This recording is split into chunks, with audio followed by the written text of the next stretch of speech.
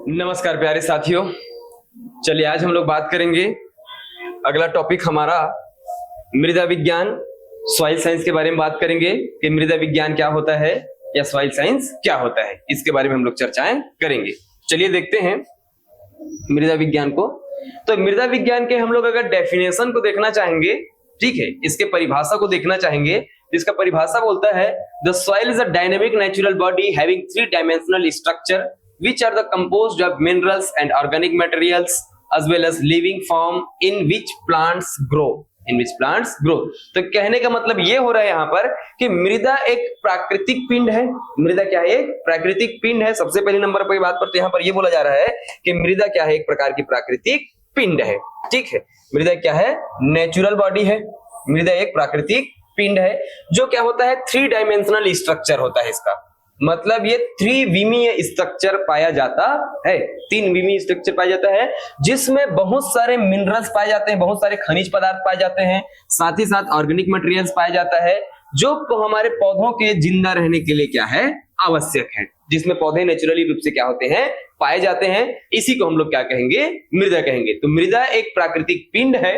मृदा क्या है? एक प्राकृतिक पिंड है जिसका जो स्ट्रक्चर हम देखेंगे, संरचना अगर देखेंगे तो त्रिविमीय होता है, मतलब तीन डायमेंशन में रहेगा। साथ ही साथ इसमें बहुत सारे मिनरल्स या बहुत सारे खनिज पदार्थ पाए जाते हैं जो पौधे के उगने के लिए क्या है? आवश्यक है। तो अगर हम लोग नेचुरल वे में अगर हम लोग सॉइल को देखना चाहेंगे, अगर मैं सॉइल के यहाँ पर देखना चाहूंगा कि नेचुरली सॉइल क्या होता है, सॉइल के बारे में अगर हम लोग बात करना चाहेंगे मृदा के बारे में, तो ये जो सॉइल टर्म जो है, मृदा जो टर्म जो है, ये असल में लिया गया है लैटिन भाषा से। कहां से लिया गया है? लैटिन भाषा से लिया गया है। लैटिन भाषा का एक शब्द है जिसको हम लोग बोलते हैं सोलम। क्या कहते हैं? सोलम, जिसका अर्थ होता है फ्लोर। क्या होता है? फ्लोर। तो यहां पर मैं एक और ऐसी बात बोल सकता हूं कि मृदा क्या है? एक प्रकार की पिंड है, या हम लोग ऐसा भी बोल सकते हैं कि पृथ्वी की बाहरी चारों तरफ के आवरण को ही हम लोग क्या कहते हैं? मृदा कहते हैं। Soil is the outer most layer of the अर्थ। हमारे पास मृदा क्या है? पृथ्वी की बाहरी चारों तरफ की आवरण है जहां पर हमारे पास खनिज पदार्थ पाए जाते हैं, कार्बनिक पदार्थ पाए जाते हैं और साथ ही साथ जीवित पदार्थ पाए जाते हैं जो मिट्टी में पौधे के उगने के लिए क्या है? आवश्यक है। तो यही बातें यहाँ पर बोल रहे हैं कि सॉइल जो है लैटिन वर्ड से लिया गया जिसका अर्थ क्या है? सोलम है, मतलब आउटर मोस्ट ऑफ दी क्या है? लेयर ऑफ दी अर्थ है। तो सबसे पहले हम लोग ये देखना चाहेंगे कि ये हम लोग ये फ्लोर क्यों बोले हैं, या मिट्टी का फॉर्मेशन ऐसे कैसे हो गया, क्यों हम लोग मिट्टी को मृदा को पृथ्वी की बाहरी चारों तरफ की आवरण हम लोग कह रहे हैं। तो ध्यान से समझिएगा कि सबसे पहले हम लोग ये देखते हैं कि पृथ्वी का निर्माण कैसे हुआ होगा, या तो फिर हमारे पास सॉइल का फॉर्मेशन कैसे होगा। तो ये सारी चीजों के हम लोगों को जवाब यहाँ से मिल जाएगा। जैसे कि यहाँ पर ये बोल रहा है कि soil is a dynamic natural body having a three dimensional structure which are the composed of minerals and organic material as well as living form in which plant grow, जहां पर पौधे क्या हो सकते हैं? उग जाते हैं। इसका भी हम लोगों को मतलब समझ में आ जाएगा। साथ ही साथ सॉइल जो है लैटिन वर्ड से लिया गया है जिसका अर्थ सोलम होता है, सोलम से लिया गया है, जो सोलम का मतलब होता है पृथ्वी के बाहरी चारों तरफ का आवरण। इन सारी चीजों को देखने से पहले हमको ये देखना होगा कि सॉइल का फॉर्मेशन हुआ कैसे। तो ये इमेजिन करिए कि इस दुनिया में जब कुछ नहीं रहा होगा, उस समय पर हमारे पास सन रहे होंगे, सूर्य देव जी रहे होंगे, ठीक है। और जब इस दुनिया में कुछ भी नहीं था, उस समय पर कुछ नहीं था ऐसा तो नहीं बोल सकते, ठीक है। उस समय पर हमारे पास मिनरल्स थे, या मिनरल्स, या मैं बोल सकता हूं हमारे पास क्या थे? ऐसा एलिमेंट्स हुआ करता था। ये एलिमेंट्स हुआ करते थे हमारे पास, ठीक है। अब ये एलिमेंट्स जो है, सन का बस विकास हुआ था, सूर्य देव जी का बस यहाँ पर विकास हुआ है, समझ लेना। और इस पृथ्वी पर क्या हो रहे हैं? हमारे पृथ्वी पर हमारे पास क्या हो रहा है? सूरज दादा बस का विकास हुआ है। बाकी हमारे पास इस ब्रह्मांड में कुछ भी नहीं है। तो कुछ नहीं है इसका मतलब कुछ तो रहा होगा। तो एलिमेंट्स थे, क्या थे? एलिमेंट्स थे। और ये एलिमेंट्स जो है वो नेचुरली क्या हो रहे थे? फ्लोट हो रहे थे हमारे ब्रह्मांड पर। तो जैसे एक एलिमेंट यहाँ पर हमको छोटा सा एलिमेंट जो दिखाई दे रहा है, इसको मैं क्या कह सकता हूं? सोडियम कह सकता हूं। चलिए, इसको मैंने सोडियम बोल दिया। इसको क्लोरीन बोल सकता हूं, इसको मैं मैग्नीशियम बोल सकता हूं, इसको मैं कैल्शियम बोल सकता हूं। ठीक वैसे ही अलग अलग प्रकार के जो हमारे पास एलिमेंट्स थे वो हमारे ब्रह्मांड में क्या हो रहे थे? फ्लोट कर रहे थे। फ्लोट कर रहे थे मतलब तैर रहे थे, समझ लेना। अब इसके ऊपर हजारों सालों तक क्या हुआ होगा?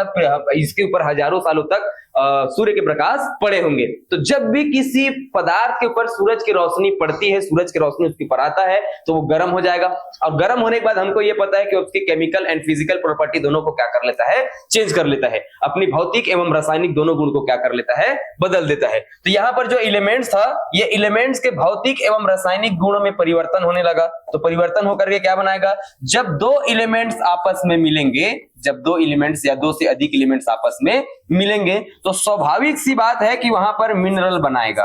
क्या बनाएगा, मिनरल बनाएगा। जैसे कि हो सकता है यहां पर Na के साथ Cl मिल गया होगा, क्या मिल गया होगा, Na के साथ Cl मिल गया होगा तो सोडियम क्लोराइड बना लिया होगा।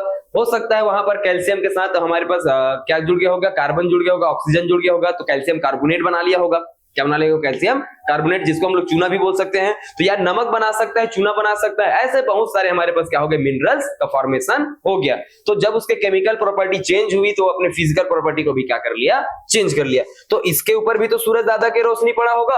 अब इसके ऊपर, खनिज के ऊपर जब लगातार सूरज का रोशनी पड़ रहा है, ठीक है, हजारों सालों तक सूरज की रोशनी पड़ा, तो ये भी क्या करेगा, अपने फिजिकल प्रॉपर्टी को चेंज करेगा। तो ये अपने फिजिकल प्रॉपर्टी को चेंज किया। तो अब ये सोचिए कि जब दो मिनरल्स आपस में मिलेंगे, दो मिनरल्स आपस में मिलेंगे तब क्या बनाएगा, तो दो मिनरल जब भी आपस में मिलेंगे वो क्या बनाएंगे, स्मॉल स्टोन। क्या बनाएंगे, स्मॉल स्टोन बनाएगा, छोटा पत्थर का रूप धारण कर लेगा। भाई यहां पर अगर हम लोग देखेंगे तो ये हो सकता है नमक के पार्टिकल्स बने होंगे, छोटे छोटे नमक के पार्टिकल्स बने। अब हो सकता है बहुत सारे नमक के पार्टिकल्स आपस में जुड़ गए होंगे तो हमारे पास जो पत्थर वाला रॉक सॉल्ट जो होता है वो रॉक सॉल्ट का फॉर्मेशन किया होगा। या तो फिर हो सकता है सोडियम क्लोराइड के साथ क्या जुड़ गया होगा, कैल्शियम ऑक्साइड जुड़ गया होगा। क्या जुड़ गया होगा, कैल्शियम ऑक्साइड भी जुड़ सकता है। और कैल्शियम ऑक्साइड अगर यहाँ पर जुड़ा होगा तो क्या बना लिया होगा, वो चूना पत्थर के साथ साथ नमक भी आपस में क्या हो गए, मिल गए। तो एक छोटे छोटे पत्थर के रूप क्या कर लिए, धारण कर लिया। तो इसको हम लोग बोल देते हैं स्मॉल स्टोन बोल देते हैं। अब स्मॉल स्टोन के ऊपर भी तो सूरज की रोशनी पड़े होंगे। जब इसके ऊपर सूरज का रोशनी पड़ा, ठीक है, जब इसके ऊपर सूरज की रोशनी पड़ा तो ये अपने रूप को और क्या कर लिया, बड़े कर लिए। ये अपने रूप को और क्या किया, बड़ा कर लिया, समझ लेना। तो ये अपने और रूप को जब बड़ा किया इसको हम लोग क्या बोल सकते हैं, बिग स्टोन। क्या बोल सकते हैं, बिग स्टोन बोल सकते हैं, बड़े वाले पत्थर बोल सकते हैं। इसमें भी क्या हो गया, परिवर्तन हमको देखने के लिए मिला। ये बिग स्टोन बना लिए, बड़े बड़े पत्थर का रूप धारण कर लिए। अब इस बड़े बड़े पत्थर के ऊपर में क्या हुआ होगा, सूरज की रोशनी पड़े होंगे तो ये और लास्ट में बड़ा पत्थर का क्या किया होगा, निर्माण किया होगा। तो यही बड़े जो पत्थर हैं, ये जो सबसे बड़ा पत्थर है, इसी पत्थर को हम लोग बोलते हैं अर्थ। क्या कहते हैं, अर्थ कहते हैं। अब यहाँ पर क्या हो गया, अर्थ का फॉर्मेशन हमारे पास हो गया। और इसी बड़े जो पत्थर, इसको हम लोग अर्थ बोलते हैं। और साथ ही साथ इसी पत्थर को हम लोग क्या कहते हैं, इग्नियस रॉक। क्या कहते हैं, इग्नियस रॉक कहते हैं, अग्नेय चट्टान। क्या कहते हैं, अग्नेय चट्टान। तो इस प्रकार से हमारे पास क्या हुआ, पृथ्वी का निर्माण हुआ। साथ ही साथ हम लोग क्या बोल सकते हैं, प्रिमिटिव रॉक को हम लोग इग्नियस रॉक भी कह सकते हैं। तो इस इग्नियस रॉक के ऊपर भी तो पृथ्वी के ऊपर भी तो सूरज की रोशनी पड़े होंगे।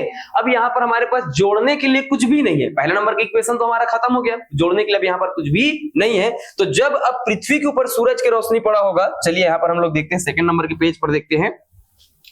जब यहां पर पृथ्वी के ऊपर सूरज की रोशनी पड़े होंगे, ये वाला कंडीशन पर हमारे पास यहां पर हम लोग सन देखते हैं, ये सूरज की रोशनी जब इसके ऊपर क्या हुआ होगा, पड़ा होगा, तो अब यहां पर जुड़ने के लिए कुछ नहीं है, अर्थ में जुड़ने के लिए कुछ नहीं है। तो अब ये क्या करेगा, आपस में टूटेगा। आप लोग देखे होंगे कि जो चट्टाने होती हैं वो अधिक तेज गर्मी के कारण, तेज तूफान के कारण क्या होने लगते हैं, टूटने लगते हैं। तो ये चट्टान क्या होने लगा, अब इस चट्टान को हम लोग ऐसा समझते हैं कि ये जो चट्टान है ये पृथ्वी के ऊपरी हिस्से का चट्टान है, ठीक है। अब इस ऊपरी हिस्से के चट्टान के ऊपर क्या पड़ेगा, सूरज की रोशनी पड़ेगा। अब इसको अर्थ बोलूं या तो फिर मैं बोल देता हूं इग्नियस रॉक बोलूं।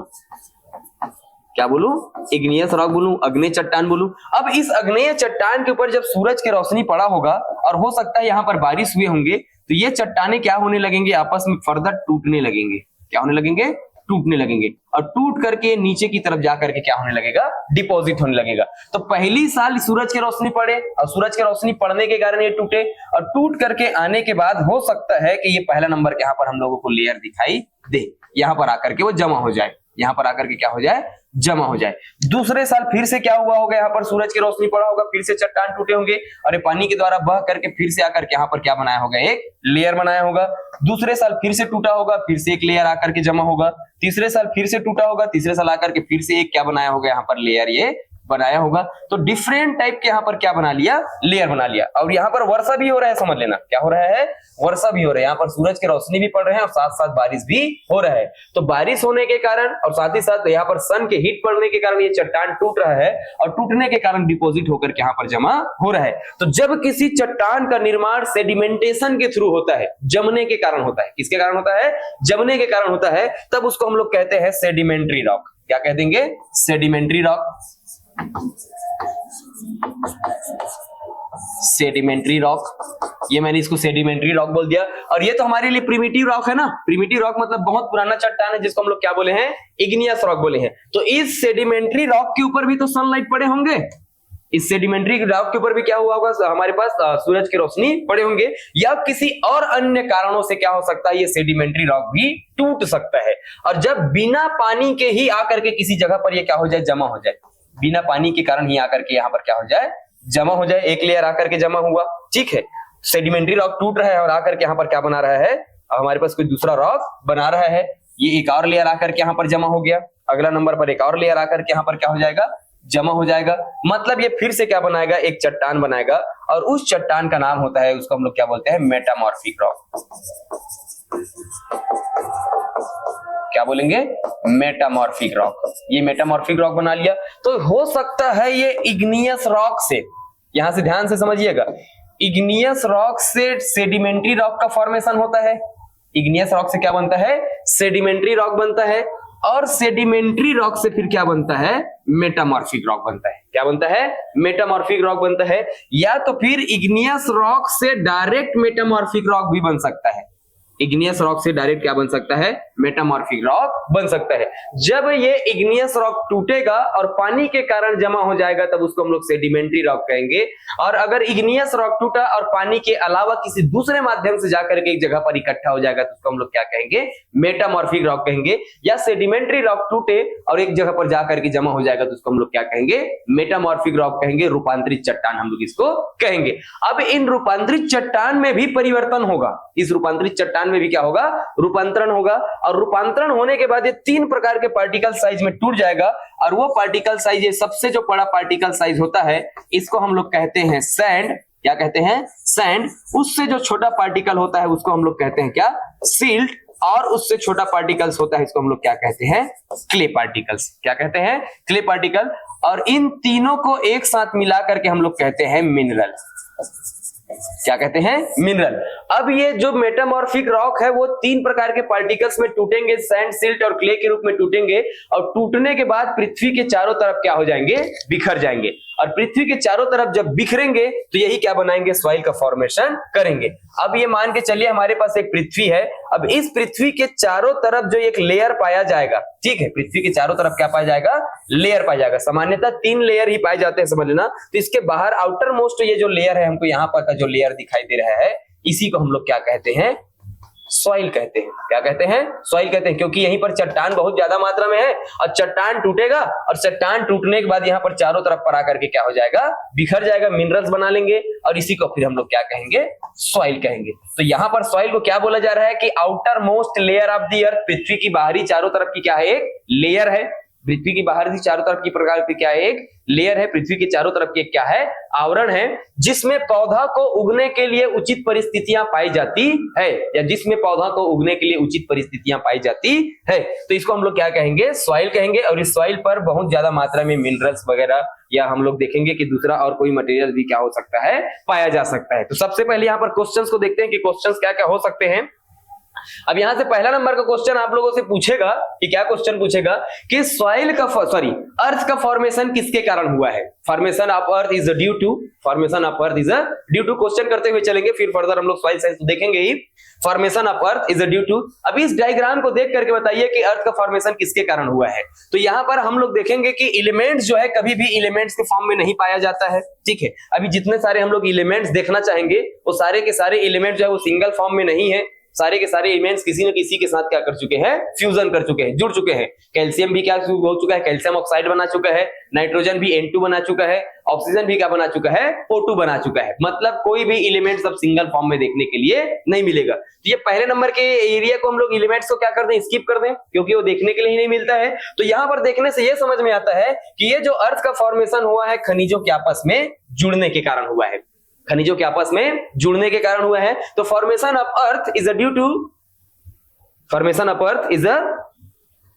Due to combination of minerals आपस में कंबाइन करेंगे, जुड़ेंगे, और जुड़ने के कारण क्या होगा, पृथ्वी का निर्माण होगा।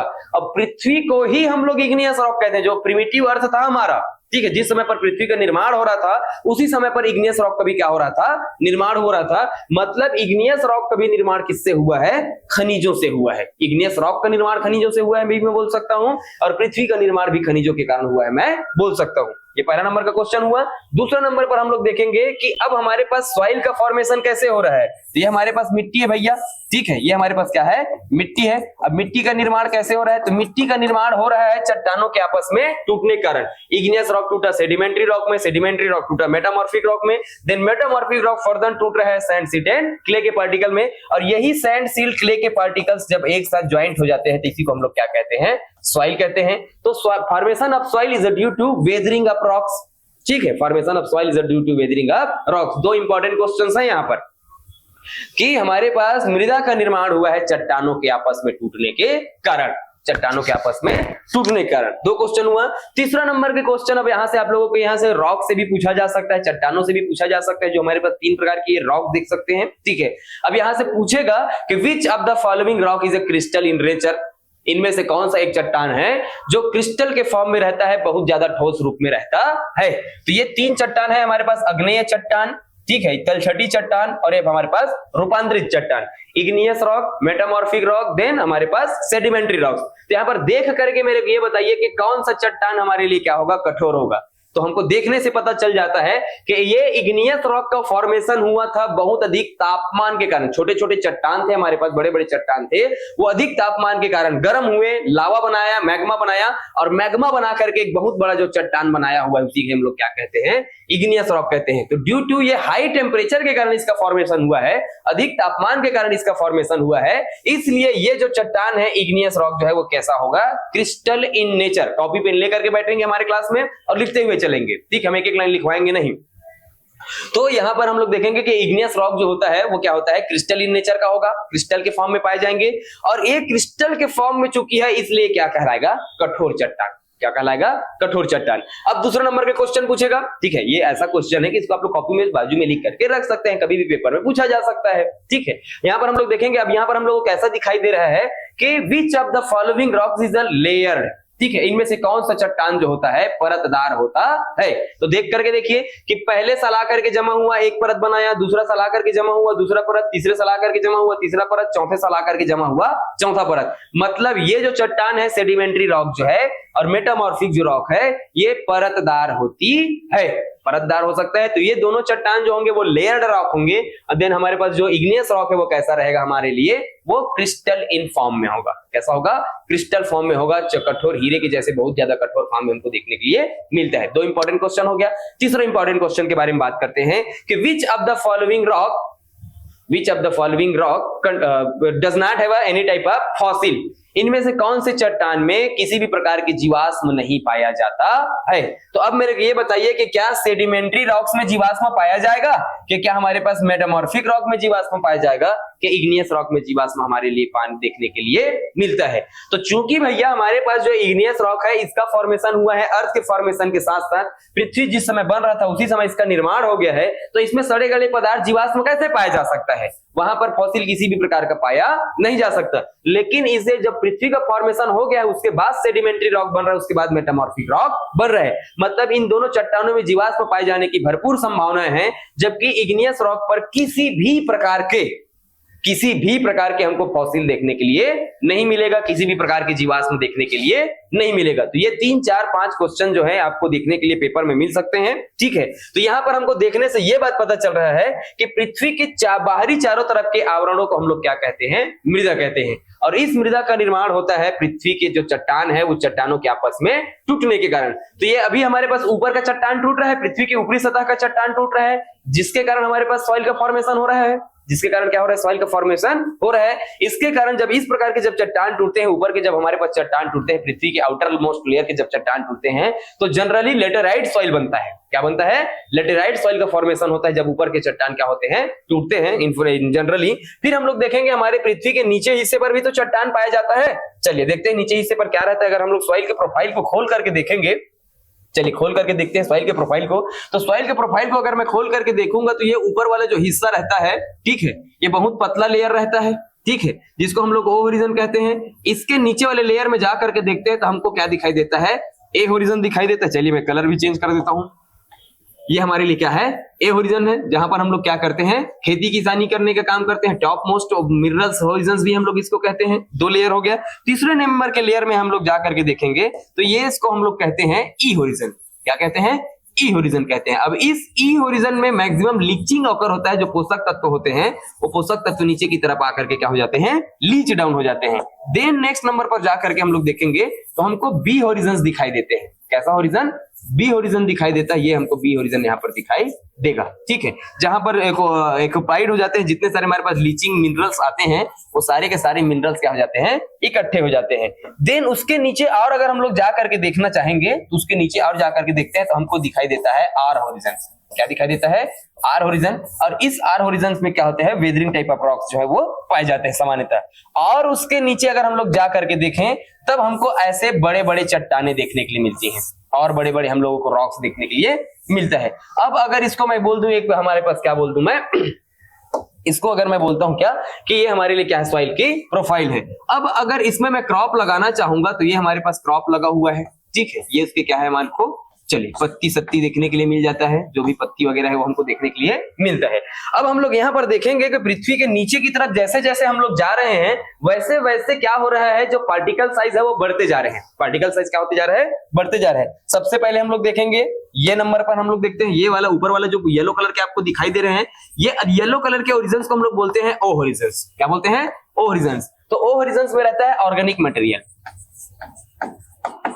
क्या होता है? ऑर्गेनिक होरिजन्स भी कहते हैं, ऑर्गेनिक मटेरियल्स का होता है। और ये जो ऑर्गेनिक मटेरियल्स हैं इसके पार्टिकल साइज जो होते हैं वो कोलाइडर पार्टिकल साइज होते हैं, मतलब लेस देन 1 माइक्रोन के साइज के हम लोगों को देखने के लिए मिलेगा। बहुत छोटे छोटे छोटे छोटे छोटे छोटे पार्टिकल्स हम लोगों को देखने के लिए यहाँ पर मिलते हैं, ठीक है जी। तो ये ऑर्गेनिक होरिजन्स होंगे। इसके नीचे में जाकर के देखते हैं हम लोग, ये सेकंड नंबर के पार्टिकल्स को देखने के लिए मिलता है। ये वाला पार्टिकल्स जो है इसको बोलते हैं हम लोग ए होरिजन।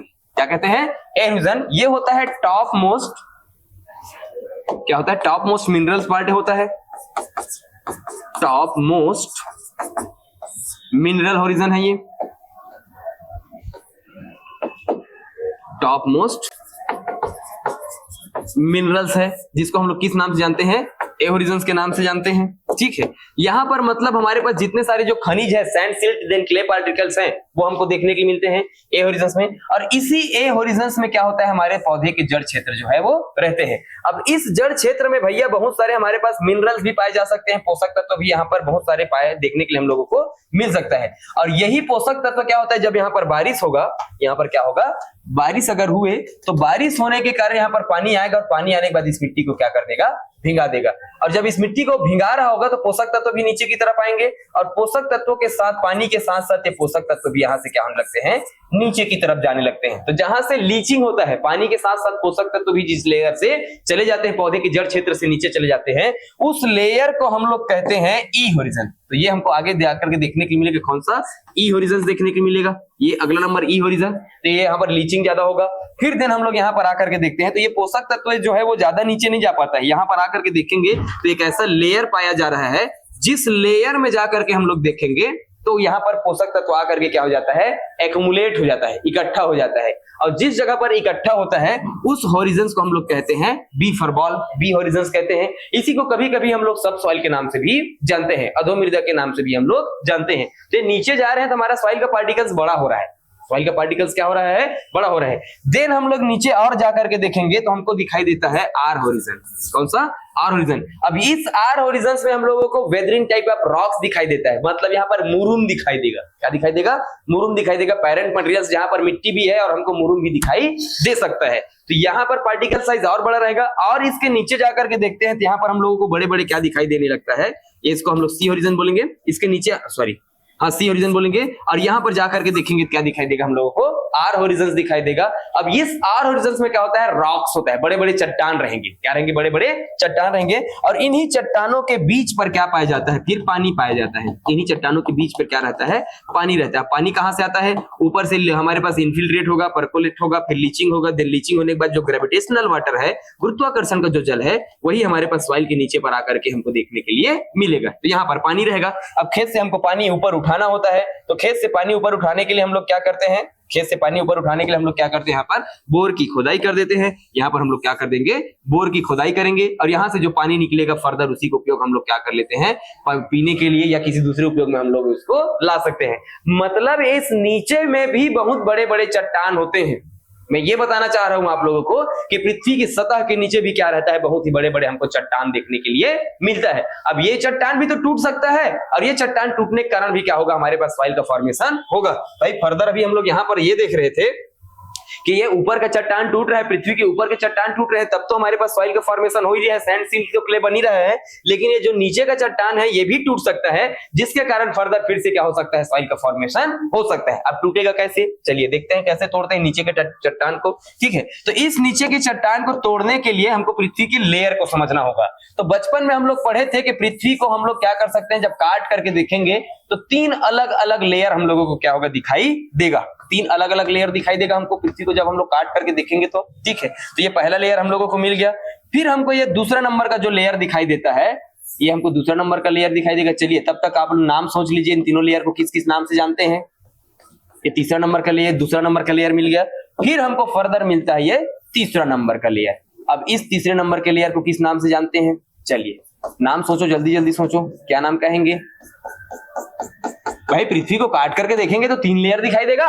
पृथ्वी को काट करके देखेंगे तो क्या होगा, हमको 3 अलग अलग लेयर दिखाई देंगे। तो ये जो सबसे नीचे का लेयर जो होता है, इसको हम लोग कहते हैं कोर। क्या कहते हैं, कोर कहते हैं। इसके बाहरी जो लेयर होता है इसको हम लोग कहते हैं मेंटल। क्या कहते हैं, मेंटल। और ये जो बाहरी के लेयर है, सबसे बाहरी जो लेयर है, इसी को हम लोग क्या कहते हैं, क्रस्ट कहते हैं। क्या कहते हैं, क्रस्ट कहते हैं। हिंदी में इसको कहते हैं भूपर पट्टी, प्रवार और क्रोड़। ये हमारे लिए भूपर पट्टी होगा, ये हमारे लिए प्रवार होगा, और ये हमारे लिए क्या होगा, क्रोड़ होगा। चलिए मैं लिख देता हूं, ये भूपट्टी है, ये हमारे लिए क्या है, प्रवार है, और ये हमारे लिए क्या है, क्रोड़ है। क्या है, क्रोड़ है। 3 अलग अलग लेयर दिखाई देते हैं। तो यहां पर हम लोग जा करके देखेंगे तो ये पृथ्वी की सबसे बाहरी सतह है, और इस सबसे बाहरी जो सतह होता है वहां का टेम्परेचर होता है 0। कितना होता है, 0 होता है। और वहां पर जो हम लोगों को टेम्परेचर जो अनुभव होता है, वो अनुभव होता है सनलाइट के कारण। किसके कारण, सनलाइट के कारण। और जैसे जैसे हम लोग ये नीचे की तरफ आएंगे, पृथ्वी की सतह से जैसे जैसे हम लोग नीचे की तरफ आएंगे, वैसे वैसे टेम्परेचर क्या होने लगता है, इंक्रीज होता है। जैसे हम लोग कोर में जाकर के देखेंगे, ये कोर में आकर के देखेंगे, अंदर वाले पोर्शन में जाकर के देखेंगे, तो यहाँ का टेम्परेचर बहुत ज्यादा होता है। यहाँ का टेम्परेचर लगभग 2300 डिग्री सेंटीग्रेड होता है। 2.3 के करीब करीब हम लोग यहाँ पर टेम्परेचर देखने के लिए मिलता है। बहुत अधिक तापमान है। अब ये बहुत अधिक तापमान होने के कारण ये हमारे जो चट्टान है, जो बड़े बड़े हम लोग चट्टान जो देख रहे थे, या तो फिर मेंटल में होगा, या तो फिर क्रस्ट में होगा, या तो मेंटल में होगा, या तो फिर कहां पर होगा, क्रस्ट में होगा। तो मेंटल और क्रस्ट के चट्टान जो है वो अधिक तापमान पड़ने के कारण क्या होने लगते हैं, रप्चर होने लगते हैं, टूटने लगते हैं। क्या होने लगते हैं, टूटने लगते हैं। अब नीचे के चट्टान जब टूटेंगे, पृथ्वी के नीचे के चट्टान जब टूटेगा, तब भी क्या होगा, सॉइल का फॉर्मेशन होगा। तो आप बोलोगे सर ये नीचे का चट्टान जब टूट रहा होगा, यहाँ नीचे का चट्टान जब टूट रहा है, तो वो चट्टान टूटने के बाद ऊपर कैसे आएगा। कहानी तो ये भी है, ठीक है, कि नीचे के चट्टान अगर टूट रहे, यहाँ पर हमारे पास जो बेड रॉक है, ये रॉक अगर टूटेगा, यहाँ पर हम लोग समझ सकते हैं कि यहाँ पर हमारे पास क्या है, मेंटल कोर है, जिस जो अधिक तापमान पड़ रहा है, तो ये वाला हमारे पास रॉक को क्या कर रहा है, तोड़ रहा है। तो तोड़ने के बाद ये पार्टिकल्स ऊपर कैसे आएगा, ये तो नीचे में ही रहेगा ना, तो नीचे पर सॉइल बनना चाहिए, और नीचे में जाकर के हम लोग खेती नहीं कर सकते। तो यहाँ पर चट्टान टूटेगा, और टूटने के बाद क्या हो जाएगा, वो धीरे धीरे ऊपर की तरफ आएगा। कैसे आएगा, चलिए कैसे आएगा ये भी समझते हैं। तो कैसे आएगा, इसको समझने के लिए हमको क्या करना पड़ेगा। मान के चलिए ये हमारे लिए क्या है, सन है। क्या है, सन है। सब बचपन में पढ़ चुके हो पर्यावरण में, उसी बात को हम लोग क्या करेंगे यहाँ पर रिपीट करेंगे, क्योंकि ये एक साइंस है और साइंस में कुछ ज्यादा नया हमको सीखने के लिए तो मिलता है, लेकिन बेसिक चीजों को हमको क्या करना पड़ेगा, समझना पड़ेगा। बेसिक चीजों से ही हम लोग एडवांस की तरफ जा सकते हैं। तो बेसिक चीजें पहले देखते हैं, ठीक है। तो ये मान के चलिए हमारे लिए क्या है, सन है, ये हमारे लिए सन है।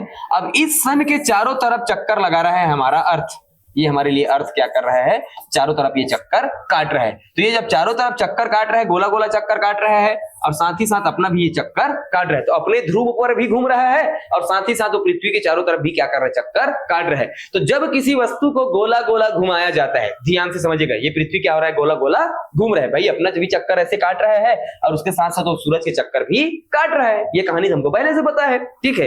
तो जब किसी वस्तु को गोला गोला घुमाया जाता है तो हैवी पार्टिकल्स हमेशा नीचे में रहेगा और लाइट पार्टिकल्स कहां पर आ जाएगा, ऊपर में आ जाएगा। तो घर में आप लोग चावल छांटते हुए देखे होंगे, तो जब चावल छांटते हैं तो चावल के कंकड़ जो होते हैं वो नीचे में आ जाता है हैवी पार्टिकल्स होने के कारण, लेकिन जो भूसा होता है वो लाइट पार्टिकल्स होने के कारण, हल्का होने के कारण कहां पर आ जाता है, ऊपर में आ जाता है। कहां पर आ जाता है, ऊपर में। तो यहां पर भी तो वही कहानी है, ठीक है। जब यहां पर हम लोग इसको घुमा करके देखेंगे तो बड़ा वाला चट्टान ज्यादा भारी, छोटा वाला चट्टान कम भारी। तो ये जब गोल गोल गोल गोल घूम रहा है तो टूटेगा, और टूटने के कारण इसके पार्टिकल साइज क्या हो जाएंगे, धीरे धीरे धीरे धीरे धीरे धीरे धीरे धीरे कहां पर आते जाएंगे, ऊपर की तरफ आते जाएंगे। एक ही दिन में नहीं आएगा, वो एक ही दिन में नहीं आएगा, 100 साल 200 साल का समय लग सकता है, 100 साल 200 साल का भी समय लग सकता है। तो जब ये नीचे का चट्टान टूटेगा तब भी एक बार हमको यहाँ पर पृथ्वी का निर्माण होते हुए दिखाई, सॉरी यहाँ पर हम लोगों को सॉइल का फॉर्मेशन होते हुए दिखाई देगा, क्रस्ट का फॉर्मेशन दिखाई होते हुए हम लोगों को दिखेगा। तो हमको ये बात पता चल गया कि ऊपर का चट्टान टूटता है तब भी सॉइल का फॉर्मेशन होता है, नीचे का चट्टान टूटता है तब भी सॉइल का फॉर्मेशन होता है, दोनों जगह पर सॉइल का फॉर्मेशन हो गया। एक बार और सॉइल का फॉर्मेशन होता है, ये रेड येलो सॉइल बनेगा, यहाँ से क्या बनेगा, रेड येलो सॉइल बनेगा यहाँ पर, जिसको हम लोग रेड सॉइल के नाम से भी जान सकते हैं। उसको ऐसी सॉइल यहाँ पर देखने के लिए मिलता है। देन फर्दर ये हम लोग देखेंगे, ये जो कोर है यहाँ पर मेल्टन मैग्मा ही होगा, लावा भरा होगा। क्या भरा होगा, लावा भरा होगा इस अंदर में।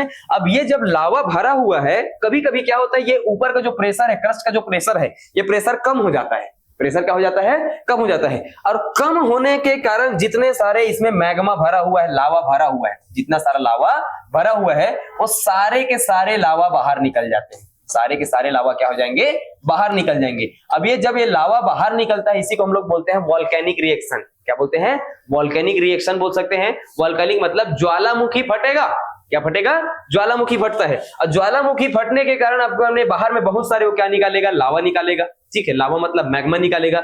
अब ये मैग्मा तो बहुत ज्यादा गर्म था, बाहर आएगा, बाहर का तापमान हम लोग को कम देखने को मिलता है, और कम तापमान होने के कारण ये लावा क्या हो जाएगा, ठंडा हो जाएगा, ठीक है। और ठंडा होने के बाद सॉलिड का रूप धारण करेगा, सॉलिड मतलब चट्टान बनाएगा, और वो चट्टान फर्दर फिर धूप के कारण, पानी के कारण, बारिश के कारण क्या होने लगेंगे, टूटने लगेंगे, और टूटने के कारण फिर से क्या हो जाएगा, ये चारों तरफ ऐसे बिखर जाएगा। तो ये जब चारों तरफ यहाँ पर बिखरेगा सैंड, सिल्ट, क्ले के पार्टिकल्स के रूप में, तो सॉइल का फॉर्मेशन करेगा।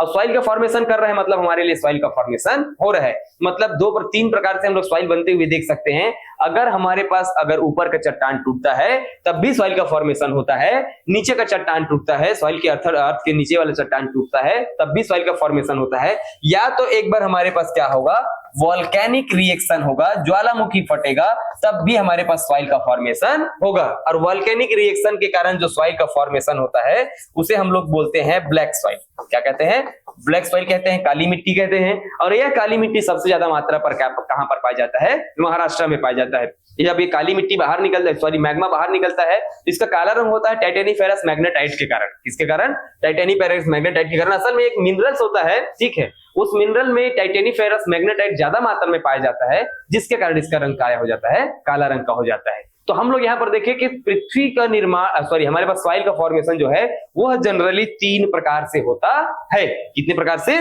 3 प्रकार से होता है। तो पृथ्वी के बाहर के चारों तरफ ही तो पाया जा रहा है, पृथ्वी के बाहर के चारों तरफ ही क्या पाया जा रहा है, एक लेयर पाया जा रहा है, और उसी लेयर को हम लोग क्या कह रहे हैं, सॉइल कह रहे हैं। तो यहीं पर तो हम लोग देख रहे थे, क्या देख रहे थे कि सॉइल जो है वो लैटिन वर्ड से लिया गया है, और उस कौन सा लैटिन वर्ड था, वो सोलम था। और उस सोलम का मतलब होता है फ्लोर, और फ्लोर का मतलब होता है ऊपरी हिस्सा। क्या होता है? ऊपरी हिस्सा। तो किसका ऊपरी हिस्सा? Outermost layer of the earth, पृथ्वी की सबसे बाहरी चारों परत को ही हम लोग क्या कहते हैं? सॉइल कहते हैं। तो ये लाइन कंप्लीट हो गया हमारा, ठीक है। पृथ्वी के सबसे बाहरी चारों तरफ को ही हम लोग क्या कहते हैं? सॉइल कहते हैं। दूसरा नंबर के पॉइंट अगर हम लोग यहां पर देखना चाहेंगे तो ये क्या बोल रहा है कि soil is a dynamic natural body. Dynamic natural body कहने का मतलब क्या है? नेचुरल बॉडी बोल रहा है। ये क्या बोल रहा है? नेचुरल बॉडी, मतलब पृथ्वी को कोई बनाया नहीं है, पृथ्वी अपने आप बना है। देख रहे थे हम लोग मिनरल्स आपस में ज्वाइंट हो रहा था, small stone then big stone then हमारे पास क्या बन रहा था? इग्नियस रॉक बन रहा था। तो ये क्या है? एक नेचुरल बॉडी है जो 3 डायमेंशनल, इसके 3 विमाएं हैं। आज हम लोग आगे से भी देख सकते हैं, पीछे से भी देख सकते हैं, नीचे से भी देख सकते हैं, ऊपर से भी देख सकते हैं, चारों तरफ से मिट्टी को हम लोग देख सकते हैं। इसकी 3 विमाएं होती है, 3 डायमेंशनल है। साथ ही साथ इसमें क्या होता है? बहुत सारे खनिज पदार्थ पाए जाते हैं। बहुत सारे इसमें क्या पाए जाएंगे? मिनरल्स मटेरियल पाए जाएंगे। अब चूंकि यहां पर मिनरल्स मटेरियल क्यों पाया जाएगा? क्योंकि भाई हमारा जो चट्टान था वो खनिजों से ही मिलकर के तो बना हुआ था, खनिजों से ही मिलकर के बना हुआ था हमारे लिए चट्टान। और वो चट्टान फर्दर टूट करके क्या बनाया है? सॉइल बनाया हुआ है। तो सॉइल में भी तो मिनरल होगा, सॉइल में भी क्या होगा? मिनरल होगा। तो इसमें बहुत सारे मिनरल्स पाए जाते हैं, साथ ही साथ कार्बनिक पदार्थ भी पाए जाते हैं जो पौधे के उगाने के लिए क्या होते हैं? आवश्यक होते हैं। इसी को हम लोग क्या कहेंगे? सॉइल कहेंगे। सिंपल सी बात है। कहने का मतलब ये हो रहा है कि पृथ्वी की बाहरी चारों तरफ का आवरण, पृथ्वी की बाहरी चारों तरफ का आवरण जिसमें पौधे को उगाने के लिए उचित परिस्थितियां उपलब्ध हो, उसे ही हम लोग क्या कहेंगे? मृदा कहेंगे। क्या कहेंगे?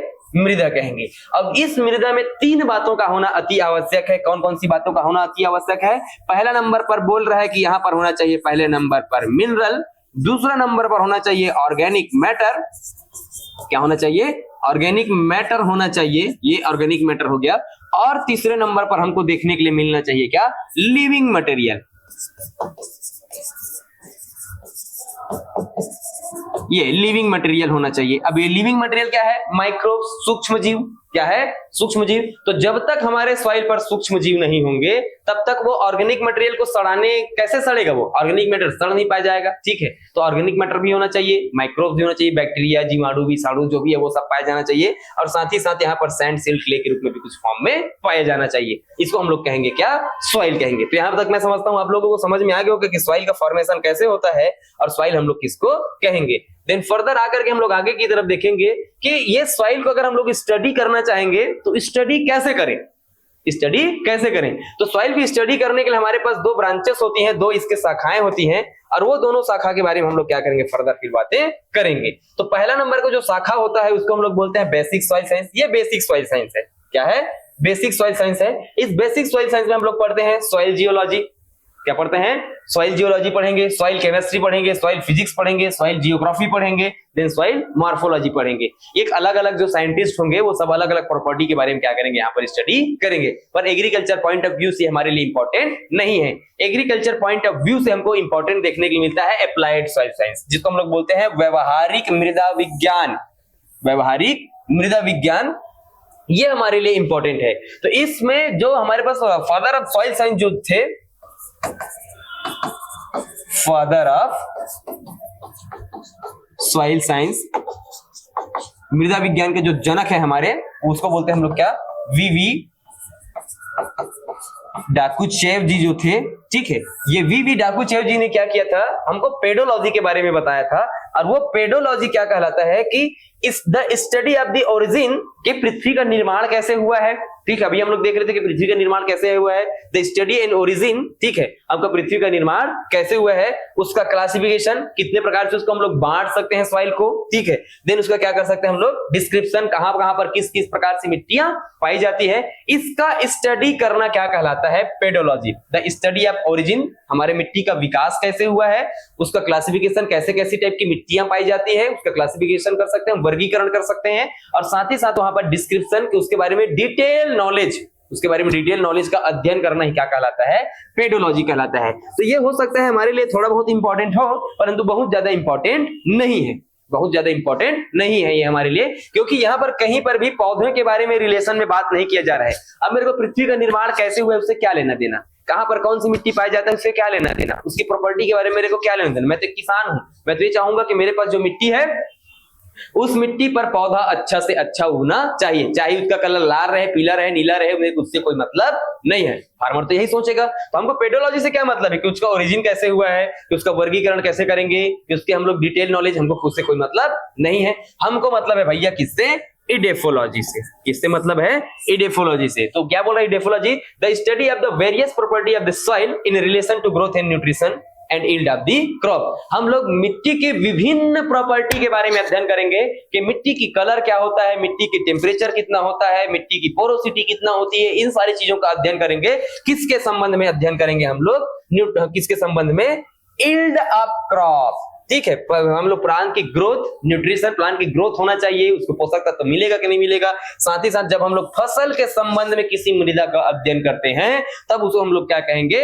इडेफोलॉजी। तो केवल यहां पर दो बातें समझना कि केवल अगर हम लोग पृथ्वी का अध्ययन कर ली, केवल हम लोग सॉइल का अध्ययन करते हैं, नॉर्मल अध्ययन करते हैं कि ओरिजिन कैसे हुआ, डिस्क्रिप्शन क्या है, उसका वेरिफिकेशन कैसा है, फिर उसका क्लासिफिकेशन कैसा है, ये सारी अध्ययन हम लोग अगर करते हैं, ये सारी अध्ययन हम लोग अगर करते हैं तो उसको मैं बोलता हूं पेडोलॉजी। क्या कहता हूं? पेडोलॉजी कहता हूं। अब ये पेडोलॉजी हमारे लिए बहुत ज्यादा इंपॉर्टेंट नहीं है, इंपॉर्टेंट तो है पर एक फार्मर के लिए बहुत ज्यादा इंपॉर्टेंट नहीं है। तो फार्मर के लिए क्या इंपॉर्टेंट है? इडेफोलॉजी। जब किसी मृदा का अध्ययन, वही पेडोलॉजी वाला अध्ययन ही, ठीक है, जब किसी मृदा का अध्ययन हम लोग फसल के संबंध में करते हैं, मैंने soil is study in relation to crop, जब फसल के अध्ययन में क्या करेंगे हम लोग? उसका रिलेशन, अध्ययन उसका करेंगे, जब फसल के संबंध में उसका अध्ययन करेंगे तब वो क्या कहलाएगा?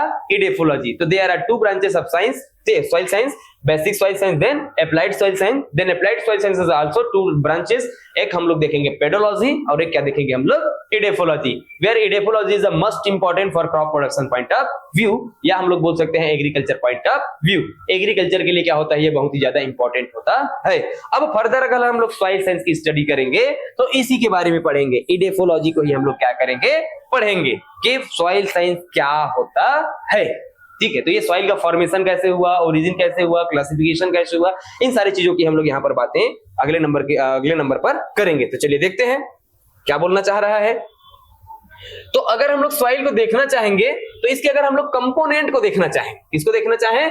कंपोनेंट को देखना चाहेंगे कि मिट्टी बना किससे है, मिट्टी बना किससे है, इसके कंपोनेंट के बारे में देखना चाहेंगे। तो सॉइल के जो कंपोनेंट है उसको वॉल्यूम के बेसिस पर अगर हम लोग बांटना चाहेंगे, आयतन के अनुसार बांटना चाहेंगे, अगर हमारे पास 100% आयतन के अनुसार हम लोग सॉइल को बांटना चाहेंगे तो सॉइल में हमारे दो चीजें होती हैं। क्या होती हैं? दो चीजें होती हैं। एक बार हमारे सॉलिड पोर्शन पर बांट सकते हैं और एक बार हम लोग क्या कर सकते हैं, हमारे पास सॉइल पर पोर स्पेस भी होता है। क्या होता है? पोर स्पेस। अब आप बोलोगे सर कि सॉलिड्स क्या होता है और ये पोर स्पेस क्या होता है? वेरी गुड, हम यहाँ पर बात करेंगे कि मान के चलिए ये हमारे पास एक सैंड के पार्टिकल्स है, एक सैंड के पार्टिकल देखने के लिए मिला, ठीक है, और ये दूसरा सैंड का पार्टिकल हम लोगों को देखने के लिए मिला। अब तीसरा सैंड पार्टिकल यहीं से जुड़ेगा, चौथा सैंड पार्टिकल यहां से, या चौथे नंबर के पार्टिकल यहां से, पांचवें नंबर के पार्टिकल यहां से, छठवें नंबर के पार्टिकल यहां से, सातवें नंबर यहां से, आठवें नंबर यहां से, नौवें नंबर यहां से। कुछ इस प्रकार से अलग अलग पार्टिकल्स यहां पर क्या होंगे? ज्वाइंट होंगे। अब दो पार्टिकल जब आपस में ज्वाइंट होंगे तो उसके बीच में ये खाली जगह होगा कि नहीं होगा? उसके बीच में क्या होगा? ये खाली जगह होगा। अब ये जो खाली जगह होता है इसी को बोलते हैं हम लोग पोर स्पेस। ये रेड कलर को ही हम लोग क्या कहेंगे? पोर स्पेस कहेंगे। तो ये रेड कलर वाला हमारे लिए क्या है? पोर स्पेस है। और ये जो येलो कलर आपको दिखाई दे रहा है इसको हम लोग क्या कहते हैं? सॉलिड कहते हैं। ये क्या है? सॉलिड है। मतलब एक रेत के पार्टिकल ये समझ लो, अब ये दूसरा रेत के पार्टिकल ये दूसरा समझ लो, इन दोनों पार्टिकल्स आपस में जब जुड़ेंगे तो इनके बीच में खाली जगह होगा और इसके बीच में जो खाली जगह होता है उसे ही हम लोग क्या कहते हैं? पोर स्पेस कहते हैं, रंध्रा अवकाश कहते हैं। क्या कहते हैं?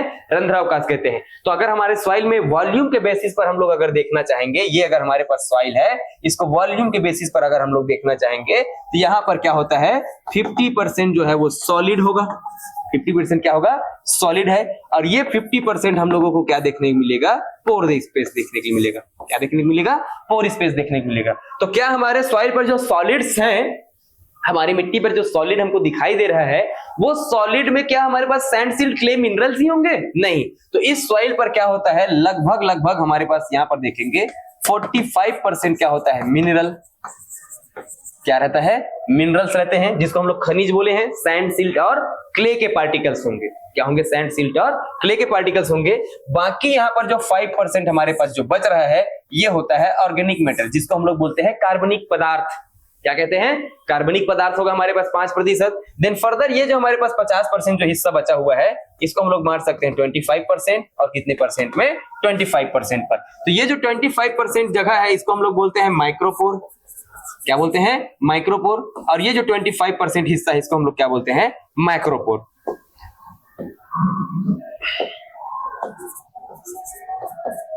माइक्रोपोर कहेंगे, मतलब ये दीर्घ रंध्रावकाश है और ये क्या है हमारे लिए? सूक्ष्म रंध्रावकाश है। और दीर्घ रंध्रावकाश में हमेशा क्या रहता है? हवा रहता है, वायु रहता है। और सूक्ष्म रंध्रावकाश में हमेशा क्या रहता है? पानी रहता है। क्या रहता है?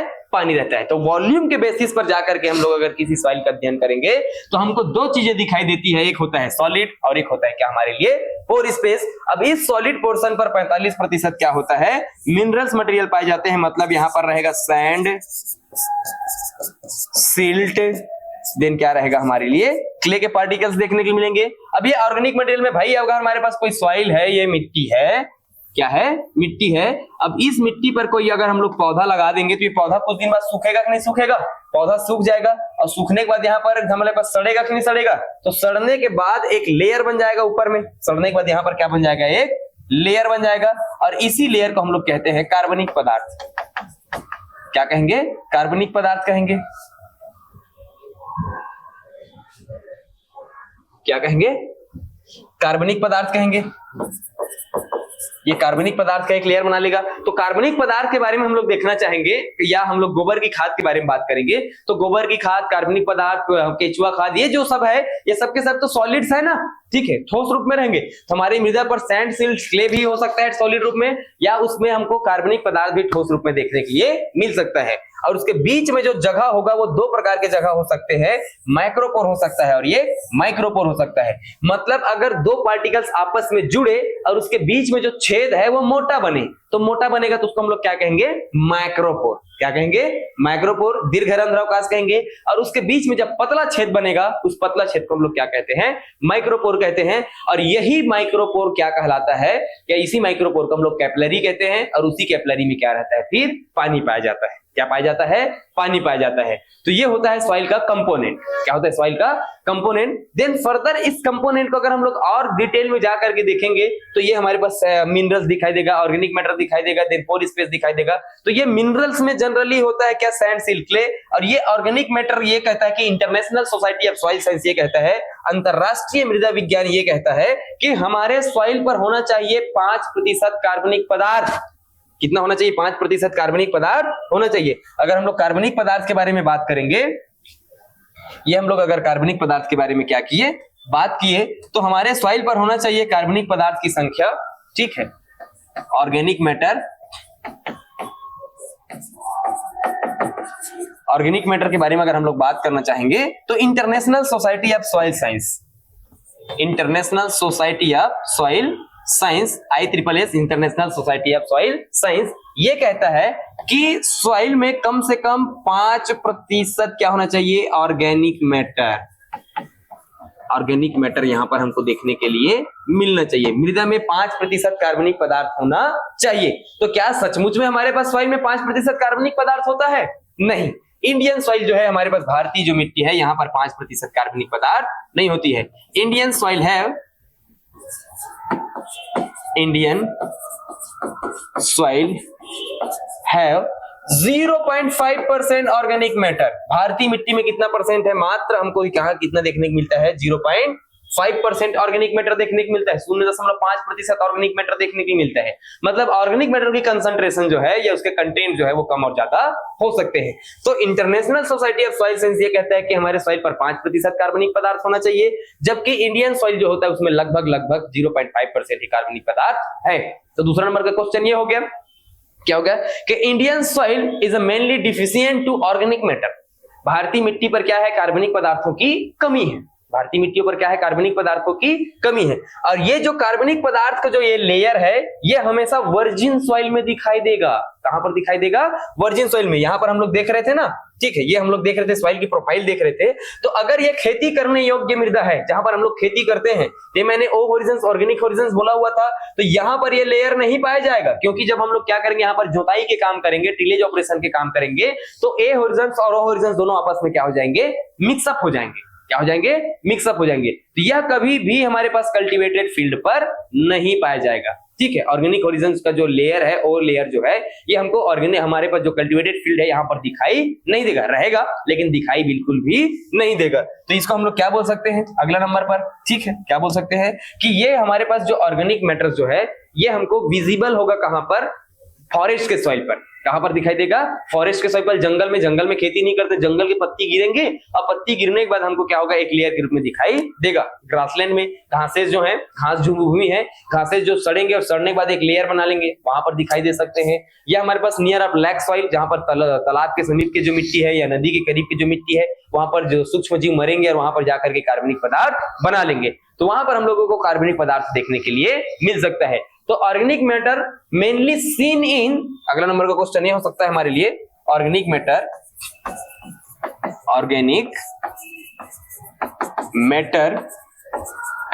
Mainly seen in, organic matter mainly seen in grassland. जो हमारे पास क्या है, घास वाली भूमि है, वहीं पर सबसे ज्यादा मात्रा पर हम लोगों को क्या देखने को मिलता है, ऑर्गेनिक मैटर देखने के लिए मिलता है। अब ये ऑर्गेनिक मैटर का कंटेंट अगर 20% से इंक्रीज हो जाए, व्हेन, तो अगला नंबर का क्वेश्चन एक और बन सकता है हमारे लिए,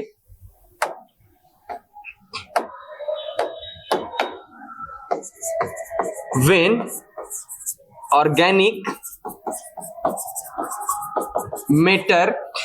ऑर्गेनिक मैटर increase about 20%। अगर किसी मिट्टी पर 20% तक इंक्रीज हो जाए organic matter, then soil is called organic soil. क्या कहेंगे उसको हम लोग, ऑर्गेनिक सॉइल के नाम से जानेंगे। उस मिट्टी का नाम ही बदल जाएगा, क्या कह देंगे हम लोग, ऑर्गेनिक सॉइल के नाम से जानेंगे। क्या कहेंगे, ऑर्गेनिक सॉइल के नाम से जानेंगे। तो ये ऑर्गेनिक सॉइल बन जाएगा। ये तो ऑर्गेनिक मैटर की कंटेंट क्या होते रहता है, कम होते जाता है यार, बढ़ते रहता है, ये अलग कहानी है। अब हम लोग आकर के देखेंगे कि ये हमारे पास जो अगला जो था, जिसको हम लोग ये देख रहे थे, ये माइक्रोपोर जो देख रहे थे, तो माइक्रोपोर में आकर के देखेंगे तो मेनली हमारे पास क्या रहेगा, एयर ही रहेगा।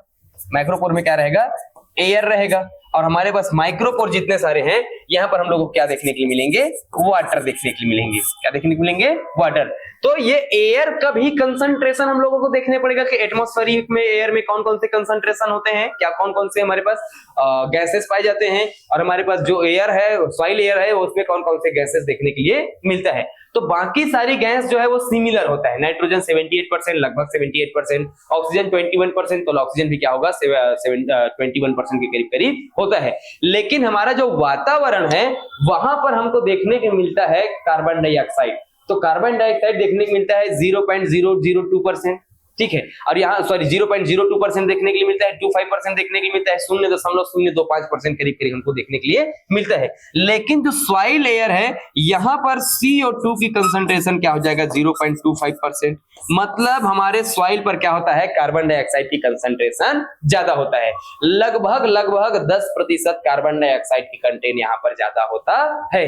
तो यहाँ पर एक और पॉइंट नोट कर लेंगे आप लोग, अगर कॉपी में लिख ही रहे हैं तो क्या लिखेंगे, soil air have a more than 10% carbon dioxide compare to atmosphere. वातावरण की तुलना में हमारी मृदा में 10% अधिक कार्बन डाइऑक्साइड पाया जाता है। 10% अधिक कार्बन डाइऑक्साइड पाया जाता है। तो ये हो गया हमारे लिए क्या, सॉइल के कंपोनेंट। अगर हम लोग वॉल्यूम के बेसिस पर देखेंगे तो, किसके बेसिस पर देखेंगे तो, वॉल्यूम के बेसिस पर देखेंगे तो, देन फर्दर हम लोग बात करते हैं नेक्स्ट नंबर की टॉपिक। तो ये नेक्स्ट नंबर की जो हमारे पास टॉपिक है, उसको हम लोग बोलते हैं सॉइल फॉर्मिंग मिनरल्स। जो मिनरल्स बने हुए हैं, हमारे सॉइल पर क्या बना हुआ है, मिनरल बना हुआ है, खनिज बना हुआ है। उस खनिज में भी तो डिफरेंट प्रकार के खनिज बने होंगे भाई, खनिज बन रहा था तो उसमें सबसे ज्यादा खनिज कौन सा देखने के लिए मिलता है। तो बहुत इंपॉर्टेंट क्वेश्चन है ये कि हमारे सॉइल पर सबसे ज्यादा मात्रा पर मिनरल पाया जाता है फेल्सपार। क्या पाया जाता है, फेल्सपार पाया जाता है। यह लगभग 48% तक होता है। जो अर्थ क्रस्ट है, यहाँ पर अगर हम लोग अर्थ क्रस्ट के बारे में बात करेंगे, तीसरे नंबर के लेयर के बारे में, ये जो अर्थ क्रस्ट है इसको हम लोग क्रस्ट बोले थे, लास्ट नंबर के लेयर को ही क्रस्ट बोले थे, ठीक है। तो ये जो क्रस्ट है, इस क्रस्ट पर क्या होता है, लगभग 48% हम लोगों को फेल्सपार देखने के लिए मिलता है, ठीक है। फिर हमको क्वार्ट्ज देखने को मिलता है, रेत देखने को मिलता है लगभग 36%। फिर हमको कैल्साइट देखने के लिए मिलता है, जिसको हम लोग सिलिका भी कह सकते हैं। क्या कह सकते हैं, सिलिका भी कह सकते हैं। तो ये हमको सिलिका देखने के लिए मिलता है, सिलिका देखने को मिलता है लगभग कितना, 10%। तो ये 3 मेनली मिनरल्स हैं, ठीक है, जो हमारे सॉइल के अर्थ क्रस्ट पर हमको देखने के लिए मिलते हैं। तो ये भी पेपर में पूछा जाता है कि अर्थ में सबसे ज्यादा या सॉइल में सबसे ज्यादा कौन से मिनरल का हमको देखने के लिए मिलता है। तो सॉइल में सबसे ज्यादा मात्रा पर फेल्सपार देखने के लिए मिलता है। सब इंपॉर्टेंट पॉइंट में इसको नोट कर सकते हैं आप लोग, ये आपके पीपीटी तो मिलेगा ही। देन बात करते हैं कि सॉइल फॉर्मिंग रॉक, ये कौन कौन से चट्टान, सॉइल जो है वो कौन कौन से चट्टानों से मिलकर के बना हुआ है। तो the rock are made up about 200 type of mineral. भाई हम लोग देख रहे थे चट्टान जो था वो अलग अलग प्रकार के मिनरल्स आपस में जुड़ रहे थे, फिर हमारे पास चट्टान का फॉर्मेशन हो रहा था। भाई अगर हमारे पास बहुत सारे एलिमेंट्स थे तो बहुत सारे मिनरल्स भी बन सकते हैं ना, और बहुत सारे मिनरल्स, बहुत सारे छोटे पत्थर, फिर बड़े पत्थर, फिर जाकर के क्या बनाया था, वो चट्टान बनाया हुआ था। तो वही बात बोल रहा है। तो rock are made up about around the 200 types of minerals, 200 प्रकार के खनिजों से मिलकर के बना हुआ है। लेकिन इनमें से जो फेल्सपार खनिज है, ये जो फेल्सपार मिनरल्स है, ये क्या होता है, सबसे ज्यादा इंपॉर्टेंट होता है। यही बात तो बोला जा रहा है। The rock is made up from around 200 type of mineral, 200 प्रकार के चट्टान से मिल 200 प्रकार के खनिजों से मिलकर के बना हुआ है, जिनमें से वो फेल्सपार क्या है, सबसे ज्यादा इंपॉर्टेंट होता है। फिर देखेंगे चट्टान जो है वो कितने प्रकार का होता है। तभी हम लोग देखे थे चट्टान 3 प्रकार के होते हैं, इग्नियस रॉक, और कौन कौन सा रॉक देखे थे, इग्नियस रॉक एक देखे थे, और देन हम लोग देखे थे कौन सा, सेडिमेंट्री। देन हम लोग क्या देखे थे, मेटामॉर्फिक रॉक देखे थे। तो चलिए देखते हैं कि ये इग्नियस रॉक है, जो पृथ्वी के निर्माण के साथ साथ जिसका निर्माण हुआ है। एग्जांपल रट लेना, ठीक है। इग्नियस रॉक होता है कौन सा, हमारा ग्रेनाइट और बसाल्ट, ठीक है। क्या होता है, ग्रेनाइट और बसाल्ट। देन हमारे पास सेडिमेंट्री रॉक्स में आता है लाइमस्टोन, चूना पत्थर, सैंडस्टोन। देन कौन सा आता है, डोलोमाइट। कौन सा आएगा, डोलोमाइट। ये एग्जांपल है उसके। हम लोग अभी देखे चट्टानों का निर्माण कैसे हुआ था, वे उसी के एग्जांपल है। ये कौन, इसमें से पूछ देगा कि डोलोमाइट किस प्रकार का चट्टान होता है, तो dolomite is a sedimentary rock. क्या होता है, sedimentary rock. Then metamorphic rock, तो मेटामॉर्फिक रॉक में आता है gneiss, marble, quartz, then slate. अब ये इंपॉर्टेंट क्वेश्चन है कि मार्बल कैसा चट्टान होता है। तो मार्बल जो होता है मेटामॉर्फिक रॉक होता है, याद रखना, इसलिए मार्बल का रेट कम होता है। और घर में आप लोग जो ग्रेनाइट पत्थर लगाते हैं वो क्या होता है आपके लिए, इग्नियस रॉक होता है, प्रिमिटिव चट्टान होता है, पुराना चट्टान होता है, जिसके कारण उसका वैल्यू क्या होता है, थोड़ा सा ज्यादा होता है, ठीक है। ये हो गया हमारे लिए क्या, सॉइल फॉर्मिंग रॉक्स हम लोग बोल सकते हैं। अब ये सॉइल फॉर्मिंग रॉक्स को हम लोग देख लिए। अब देन देखेंगे हम लोग फिजिकल प्रॉपर्टी ऑफ सॉइल, मृदा के भौतिक गुण। तो मृदा की भौतिक गुण को अब हम लोग क्या करेंगे, नेक्स्ट नंबर की टॉपिक पर समझेंगे। तो अभी यहां तक आप लोग कंप्लीट करिए, देन फर्दर हम लोग नेक्स्ट क्लास में सॉइल की प्रॉपर्टी को देखेंगे। Thank you.